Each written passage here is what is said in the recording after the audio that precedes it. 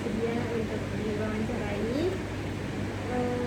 Jadi wawancara ini untuk kebutuhan pencitraan yang berjudul Analisis Isu dan Framing Konten Ekotrend dalam Komunikasi Lingkungan Digital di Instagram Pilih-Info.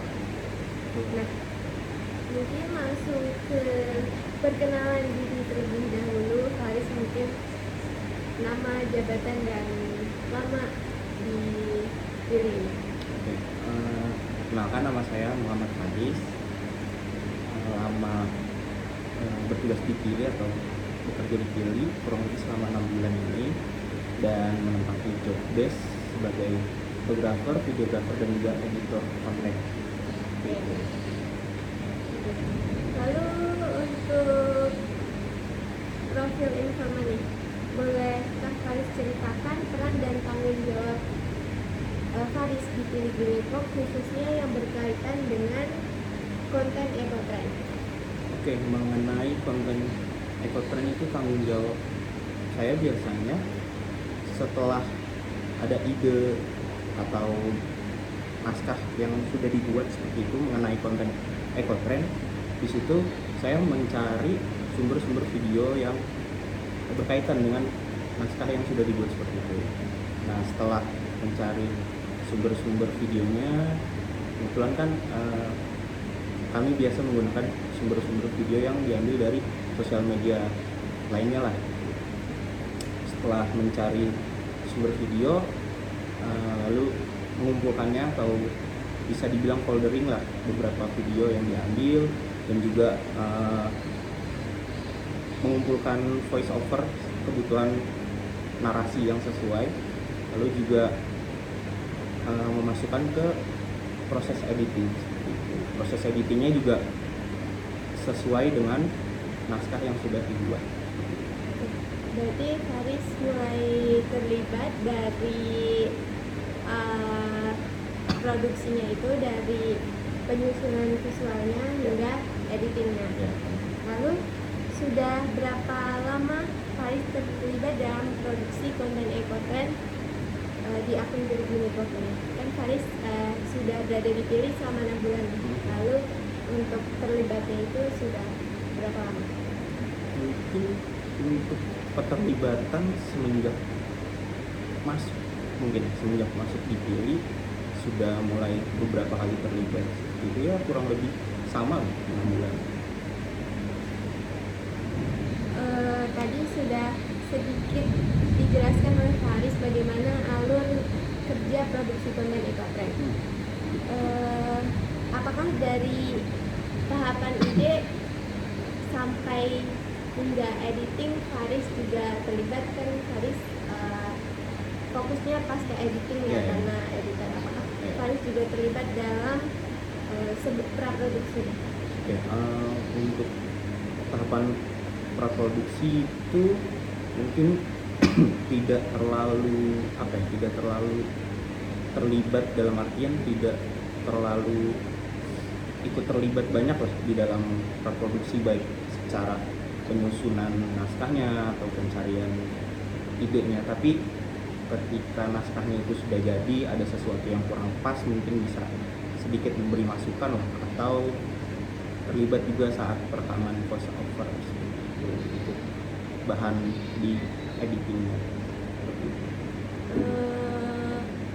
Mungkin Faris bisa jelaskan, setahu Faris, alur dari pembuatan ekotrend ini? Kalau yang saya ketahui ya, itu pertama tentu cari ide mengenai apa sih yang sedang trending, terutama di sosial media kan, karena kita kehidupan sekarang saling berkaitan dengan sosial media. Itu apa yang sedang trending, pertama itu mencari idenya apa yang sedang tren, lalu saya mencari tahu juga mengulik lebih dalam mengenai tren tersebut sebelum akhirnya dijadikan dalam bentuk tulisan narasi, lalu dari narasi itu divisualkan melalui video dan audio ini. Oke, pertanyaan selanjutnya kan dalam bentuk Ekotrend ini memiliki beberapa format. Nah, biasanya bagaimana cara tim ini menentukan format short video ataupun carousel?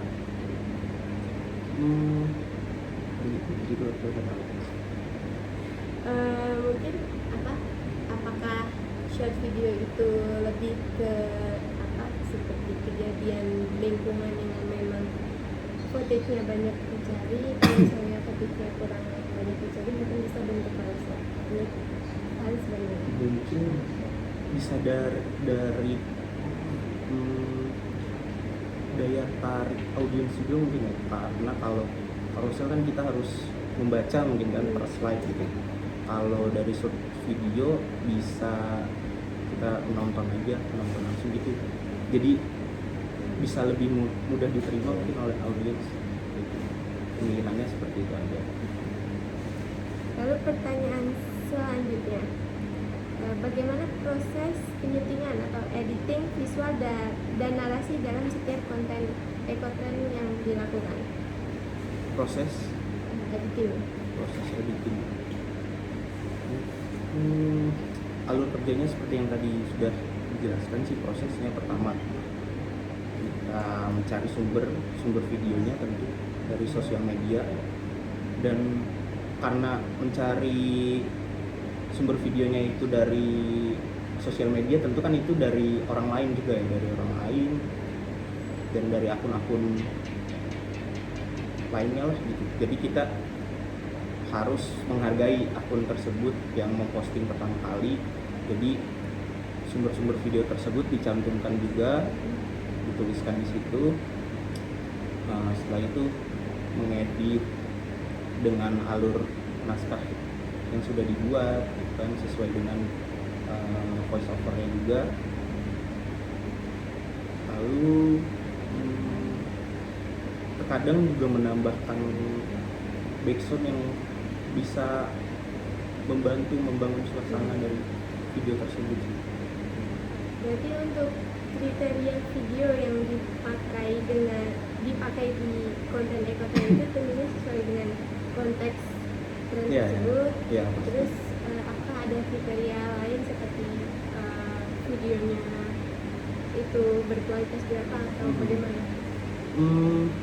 Mungkin untuk beberapa tayangan yang kemungkinan masih bisa kita mendapatkan video yang dengan kualitas yang lebih jernih gitu, itu biasanya lebih baik mengambil kualitas video yang lebih bagus gitu. Kecuali beberapa video seperti bencana alam gitu kan, bencana alam kan kita mengambilnya momen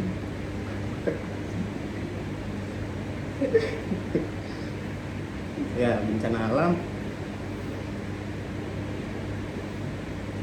ya, kita mengambilnya momen karena jika mengambilnya kualitas gambar yang bagus belum tentu kita mendapat momen yang pas gitu. Oke, pertanyaan selanjutnya mengenai Boleh diulang ya itu? ini kriteria atau Ya, kriteria dari video mungkin ada ya, dari beberapa kejadian yang sedang tren. Jika ada video-video yang lebih jernih atau pengambilan gambarnya lebih baik, itu diutamakan pastinya.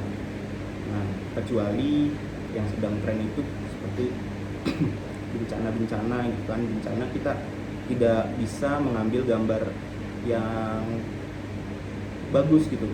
Mungkin ada yang mengambil gambar bagus tetapi tidak selalu diutamakan, karena momen yang paling penting itu lebih berharga lah.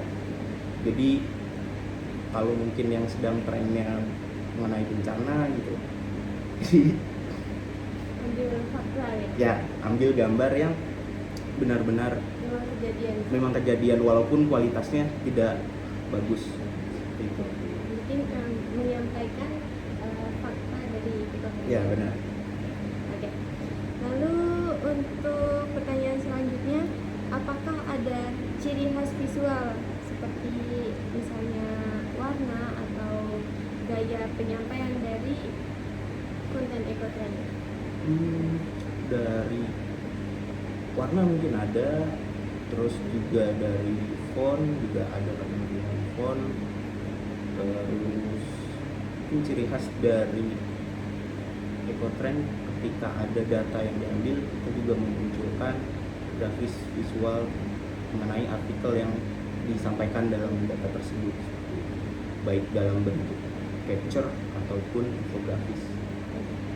Lalu untuk yang tadi ketentuan seperti font ataupun warna itu yang seperti apa sih? Kalau untuk ini disebut fontnya ya, kalau untuk font yang biasa digunakan itu jenis font Monstera. Untuk warna itu biasanya kita menggunakan warna yang memang selaras dengan warna yang digunakan, terutama warna logo biar selaras. Oke, lanjut ke pertanyaan selanjutnya. Tadi kan sedikit disampaikan mengenai fakta. Nah, bagaimana cara menyampaikan fakta ilmiah tadi yang akurat dengan kebutuhan konten yang emang menarik secara visual bagi audiens? Bagaimana cara menyeimbangkannya? Kita tetap ingin menyampaikan fakta, tapi di sisi lain kita juga ingin menyampaikan fakta. Bagaimana cara? Oke, dari segi visual yang menarik, mungkin kita bisa memberikan visual mengenai apa yang sedang dibahas terlebih dahulu, lalu mengenai datanya itu tadi kita bisa menampilkan capture atau apa ya, bisa dibilang screenshot lalu meng-highlight data yang sedang dibahas. Masuk ke pertanyaan selanjutnya. Nah, ketika konten mengenai isu lingkungan ini ekotrend, bagaimana tim menentukan elemen visual mana yang paling ditonjolkan atau untuk memperkuat pesannya? Apakah misalnya yang Faris rasakan, apakah yang ditonjolkan dari dampaknya atau infografisnya atau visualisasi hingga solusi? Itu gimana? Oke, sebenarnya yang ingin paling ditonjolkan itu dari solusinya sih ya, dari segi solusinya, terus juga ingin menampilkan visual yang menyampaikan solusi. Lalu pertanyaan selanjutnya,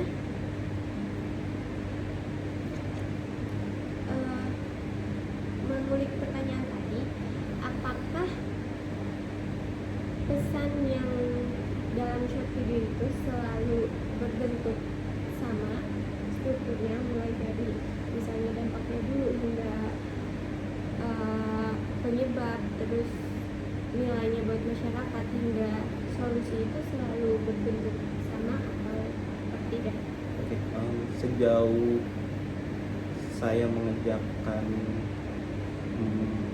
ekotrend ini, strukturnya benar selalu seperti itu, selalu sama, dari mulai dampak yang dijelaskan segala macam sampai akhirnya di ending kita menyampaikan bagaimana solusi yang harus dilakukan. Lalu untuk panduan internal tadi sudah dijelaskan juga oleh Faris. Lalu untuk menurut Faris, dalam konten ekotrend itu terdapat narasi yang memang mendorong audiens untuk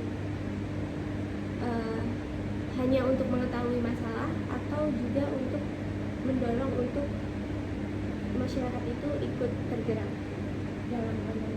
Oke, sebenarnya itu juga kaitannya dengan struktur itu tadi ya, yang sudah dijelaskan. Pertama, dampaknya dari kejadian itu misalnya apa, penyebabnya apa segala macam, sampai akhirnya dijelaskan solusinya bagaimana di akhir.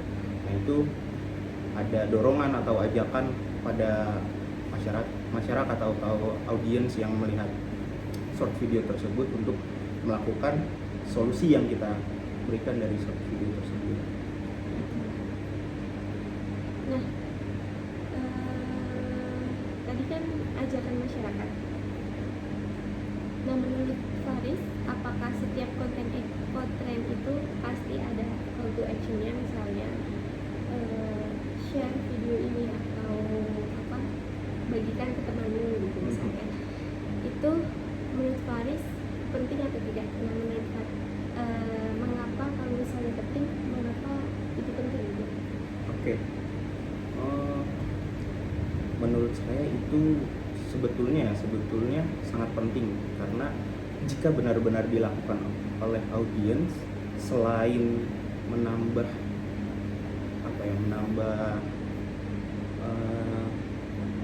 views, mungkin kalau dari segi sosial media kami sendiri, views yang dari short video tersebut, juga dari isi konten mungkin jadi lebih banyak yang mengetahui tentang konten yang dibahas gitu. Tidak hanya satu orang, dari satu orang tersebut disebar luaskan lagi ke temannya, mungkin ke beberapa orang lainnya. Jadi informasi yang kita sampaikan tidak berhenti di satu orang tersebut. Nah, bagaimana Pinky Network ini mengukur keberhasilan atau efektivitas konten ekotren? Kira-kira indikator apa aja yang dilakukan? Kalau dari saya pribadi, mungkin indikatornya tentu kalau dari sosial media itu berapa banyak orang yang melihat konten tersebut, berapa banyak orang yang menyukai konten tersebut.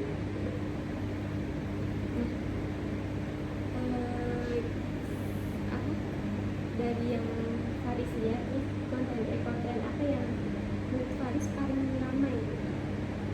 Dan itu kira-kira kenapa? Kalau yang menurut saya itu konten yang membahas tentang Jaya Wijaya. Waktu itu kebetulan bertepatan dengan Hari Gunung kalau tidak salah. Itu selain karena menarik ya, Jaya Wijaya itu gunung salju di Indonesia yang katanya saljunya abadi, namun saljunya udah tinggal sedikit. Itu kan menarik untuk dibahas gitu. Katanya abadi kok, tapi makin lama saljunya makin menyusut gitu kan. Nah, selain itu juga kebetulan pada saat itu dari segi visual yang saya dapat dari sumber-sumber yang saya cari, itu kebetulan visualnya bagus-bagus dan cukup cukup detail penggambaran mengenai salju yang tinggal sedikit tuh benar-benar terlihat di visualnya. Seperti itu sih. Jadi terlihatnya sangat menarik. Jadi dari sisi visual juga mendukung ya? Iya. Oke. Lalu, nah, apakah pernah ada konten ekotren yang mendapat respon negatif atau kontroversi dari publik? Nah, bagaimana cara tim menghadapinya? Kebetulan mungkin sejauh ini yang saya rasakan belum pernah ada ya yang mendapat respon negatif. Jadi belum